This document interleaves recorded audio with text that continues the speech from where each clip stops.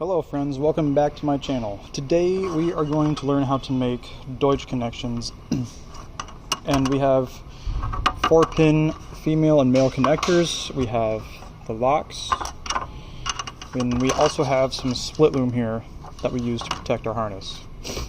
So the first step is, let's take a look at these pins. These pins go into the female end of the connection. And when you trim your wires, we have our power wire and our ground wire here. This is typical for a DC electrical system. So when you look at these pins here, the males get sockets, but when you see these pins here, this band right here shows you how far back you want to trim your wires. So you want that much copper exposed. So when you are measuring, I usually take my thumb and just measure to that band. And then, since this is a 14 gauge wire, I'll take my wire strippers here and put them into this 14 size slot. So we'll just take it. Sometimes I go a size down just to get through the insulation easier. Yeah, it looks like we're going to go through the 16 here. You can see that. So I just take it, bite it down, and then I push with my thumb and it pulls right out. Now, I slide this pin on, like so, and it falls off. Next, we need to use our Deutsch crimper. It's going to be this bad boy right here. Now, on these Deutsch crimpers, they have dials which tell you the wire size that you need to use to crimp. So, since we're using 14 gauge, this is for a 16 gauge wire, which is, I usually go down one size just to get a better bite on the wire without crushing it. So when you situate these, you insert them into this opening here, and you want your Deutsch crimper, you want your connection to sit right almost flush to the mouth of this opening right here. So we'll pull this out here. Put this guy on the wire. Make sure to check it so you don't have any hairs sticking out.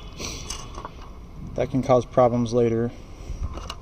So we'll just insert it, then we'll keep it flush to the mouth of the cave there, crimp down, and there's your first connection. We'll do the same thing with the ground wire. So we'll take it and put it into the 16 gauge. Because it's 14, so we usually go a size down, just bites easier. Right about there. Pop it out. Slide on the pin. There's a little bit of copper exposed, but not a lot. You don't want to expose too much copper because that can cause problems later down the road as well. And we just crimp it like so, and there you have your two pins. Now, when you pin these, you can kind of see on the back they have numbers on them. You got 1, 2, 3, and 4. So normally, it's best to put the power wire into the lowest number. So we're going to put our power wire into pin 1. And when you push these in, you got to go until you hear a click, until you feel a click as well. And then you just give a tug test to make sure it doesn't come out. And we'll do the same for this other wire, or ground wire. Another thing to note is that when you have open holes,